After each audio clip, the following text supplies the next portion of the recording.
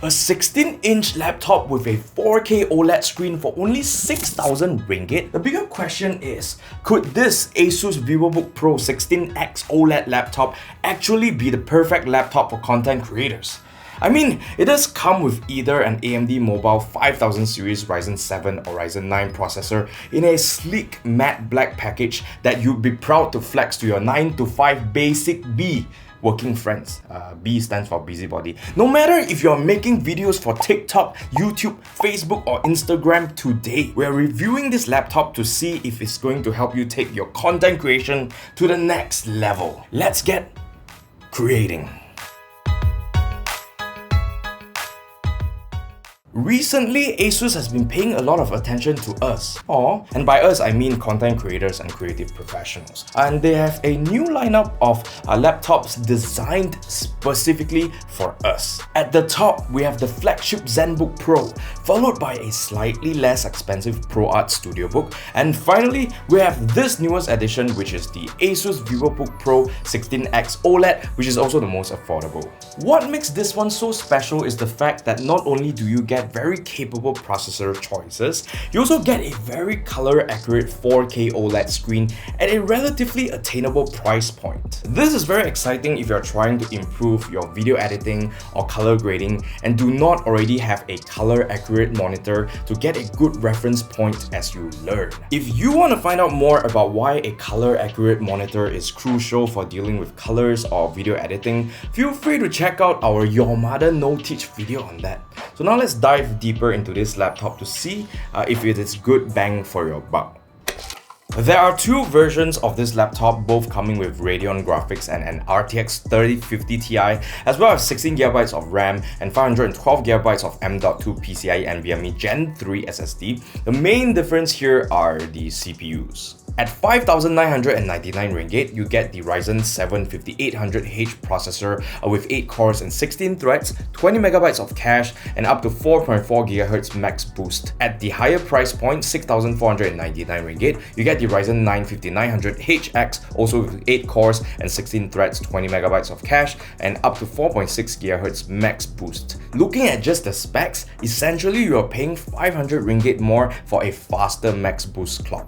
To find out a little bit more about the upgradability of this laptop, I decided to pop off the back cover, and here are two things that I realized. Number one, there's only one slot of M.2 PCIe NVMe SSD slot, so if you want to upgrade above 512 gigs that is already pre-existing there, you actually have to swap it out. Number two, and this is a bummer, all of the memory is actually soldered. So if you want more than 16GB of RAM, you are out of luck. This is definitely a problem if you're trying to edit videos in 4K resolution and above without using proxies. From my experience, you would want at least 32GB of RAM to have a more smoother and good experience of editing in 4K. However, you can always use proxies and stuff like that lah. In terms of dimensions, this laptop is 360.5mm across, 259mm wide, and 18.9mm thick. It also weighs 1.95 kilograms, which is alright for a 16-inch laptop. Looking at the aesthetics, while other content creator laptops are trying to emulate the look of a certain fruit brand, Asus has taken their Vivobook Pro 16X OLED in a different direction altogether, in an all-black chassis that is simple, understated, and classic.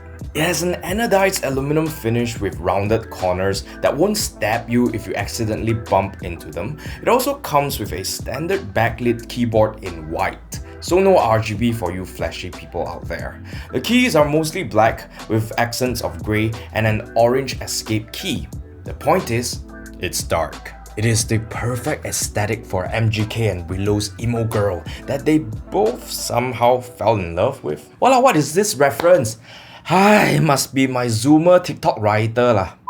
Do keep in mind that this sleek black finish means that it's a magnet for dust and fingerprints, especially if your hands are clammy. So remember to give it some tender loving care by wiping it every so often. Moving on to the build quality, as you can see, this laptop has an all-metal construction that feels pretty premium and is quite sturdy. However, there's a little bit of a flex on the screen itself, right here. Nothing too crazy, just be a little bit more careful if you don't want to ruin this wonderful screen. which I'm going to talk about right now. The Vivobook Pro 16X OLED comes with an OLED screen in a 16:10 aspect ratio with 3840 by 2400 pixels that will give you quite a lot of screen real estate for content creating and creative professional workloads. Of course, since you'll definitely want a color accurate screen, this display here is a 10-bit panel that can show 1 billion colors. It is also rated for 100% DCI-P3 and is Pantone validated. Here's our own test to verify those claims. And in case you want to experiment with creating HDR content, it has a peak brightness of 550 nits, which supports VESA certified display True Black HDR 500. I would actually want a slightly brighter screen if I'm gonna feel comfortable upgrading HDR, but since this is an OLED screen with true blacks, it's gonna be pretty okay except for super serious work. Otherwise, I find this display excellent for creating content for Mobhouse on the go when I'm not strapped to my workstation at the studio. Taking a closer look at the keyboard, I would say that the typing experience is actually pretty great. The keystrokes are quite quiet, so you won't be annoying your family or your colleagues. I do find the layout to be a little congested with the inclusion of the numpad. However, like many of you guys who are also creative professionals, I can't really live without a numpad on my work laptop, so kudos. Here's a little keyboard test for your reference.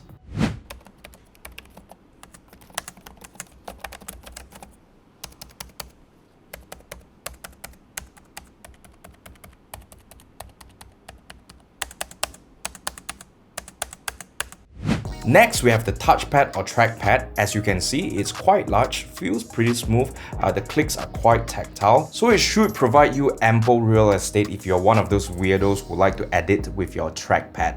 I'm talking about you, Farouk. However, it does hide a little feature that's sure to pique your interest if you're a fellow creative. At the top right corner of the trackpad, you'll find a small white circle. When you make a diagonal swipe gesture, you'll be able to adjust display brightness or volume. But the magic happens when you're in certain creative apps such as Adobe Photoshop, where you'll be able to use it to change your brush sizes, saturations, adjust color opacity, undo actions, and even more. While this feature is really cool, the dial pad can be a little finicky to deal with and may not always register your inputs, but nonetheless it's still a cool feature.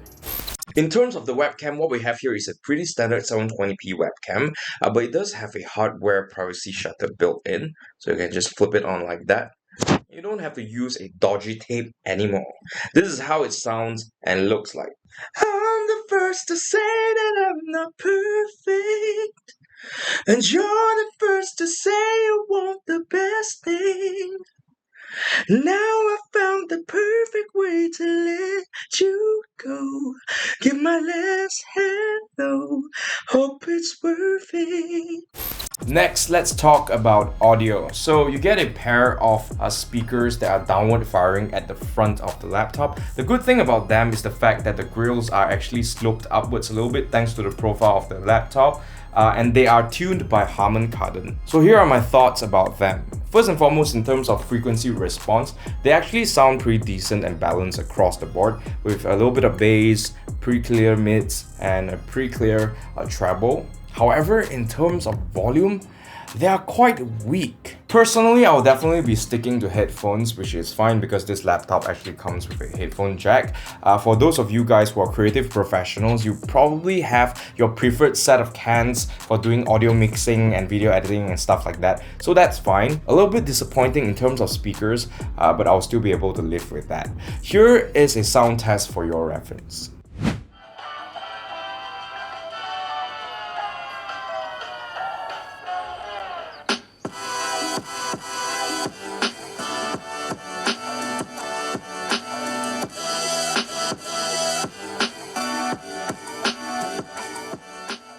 In terms of I/O ports, on the left side you get a pair of USB 2.0 Type A, which is kind of disappointing because it's already 2022. On the right side, firstly you get a 3.5mm audio combo jack, a micro SD card reader, a couple of USB 3.2 Gen 1 ports, one is a Type-C, the other one being a Type-A, a HDMI 1.4 port, which is funny because the screen itself supports 4K 60Hz in 10-bit, but the output is only 4K 30Hz in 8-bit via HDMI. And a DC power in. A little bit disappointing that we are not getting at least USB 3.2 Gen 2 and also HDMI 2.0, but hey, I guess it's fine. When it comes to I/O ports is where I felt that Asus kinda dropped the ball here. I guess it's still fine if you're using some random mouse and keyboard, but if you want to use gaming peripherals that sometimes have a requirement for a higher bandwidth, then you're out of luck because they are only USB 2.0. Also, if you want to transfer files, you're gonna have to go to this side, which is on the right side, for those two USB 3.2 Gen 1 ports, which would be awesome if they are USB 3.2 Gen 2 ports. So yeah. Pretty okay for everyday use, but not so much for content creators, unfortunately. Don't get me wrong, it's absolutely fine for everyday use, but for content creators who have very stringent needs when it comes to USB ports as well as, transfer speeds, it's not a good look. On to some better news, battery life. This laptop's battery life is actually pretty great. Depending on your use case, it can last easily a full day without charging for most users with typical usage. We managed to get about 10 hours-ish of runtime with a video loop test, which is quite impressive. Also, thanks to that dual fan cooling system, the laptop doesn't get too hot while in use. However, during heavy use for video editing and stuff like that, the fan noise can get quite loud and may be distracting if you're sensitive to that sort of thing. But the truth is the speakers are not that great, so just use the headphones lah. When it comes to accessories, when you unbox this laptop, you'll find the laptop itself, the charger, and a carry bag, which is pretty standard. Finally, let's take a look at the benchmarks. Before we start with the benchmarks, I would like to inform you that our review sample comes with the Ryzen 9 5900HX, so if you have the other version, then your scores will be different. Firstly, in synthetic benchmarks, Cinebench R20 and also 7-zip shows us very impressive results as you would expect with the Ryzen 9 5900HX. In Time Spy, this is kind of indicating that our 3050 Ti is bottlenecking the performance of the machine when it comes to more gaming related performance. Something at least at the caliber of an RTX 3060 or even the Radeon RX 6600M would pair a little better with a processor like this. Moving on to gaming benchmarks, as you can see with AAA titles like Shadow of Tomb Raider as well as Cyberpunk 2077, don't expect very good frame rates for 1080p at higher presets. If you go for 720p for something like medium, you should be fine. A little bit disappointing given the capability of that Ryzen 9, but hey, as we said, this is more of a content creator laptop and not a gaming laptop. Though, if you do play FPS titles like Doom Eternal, as you can see if you set the preset to low on 1080p, you can still hit 124 frames. Again, but this screen only supports 60 frames, so you would need an external monitor to actually benefit from that. Finally, if you're into competitive titles like Valorant and you like to plug in an external monitor that has a high refresh rate, this laptop will be able to yield you more than 270 frames in 720p and more than 170 frames in 1080p with the max settings. So that's actually pretty good news. Though you should pay in mind that the HDMI 1.4 output on this laptop will not support something like 1080p up to 240Hz on a Zowie monitor, for instance. Finally, we have productivity benchmarks starting with Puget Bench. In Premiere Pro and Photoshop, we're getting pretty high scores for a laptop like this. Unfortunately, for DaVinci Resolve and After Effects, the laptop simply wouldn't run those tests without presenting us with some sort of GPU error. So I speculate that this is because the 3050 Ti didn't have enough VRAM to actually complete these benchmarks. Which is a shame because that 4K OLED screen and also that processor is more than capable to handle tasks like this. For 3D, we're testing Blender as well as V-Ray. As you can see, the CPU scores are pretty in line for a processor like this, though maybe a little bit lower, and I speculate that is probably due to the single channel RAM that is soldered. GPU scores again show us that this 3050 Ti is not so well paired with this powerful Ryzen 9. Again, we would ideally want a 3060 and up, like I mentioned before. Before we close this up, we actually did some ADAS 64 Extreme, a stress test for about 15 minutes to take a look at the power consumption as well as the temperature and acoustics of this laptop. In terms of power consumption, the laptop peaked at 120 watts. During idle times, it's more like 13 watts. Taking a look at the temperature, while the CPU did hit 93 degrees with the GPU peaking at 74 degrees, the keyboard, touchpad, and also the bottom of the laptop didn't get too warm for comfort, so that's a good thing. As you can see in terms of acoustics, this laptop does get pretty loud as you fully load the CPU and GPU, peaking at about 52 decibels. To recap, here are the pros, mas, and cons of the Vivobook Pro 16X OLED.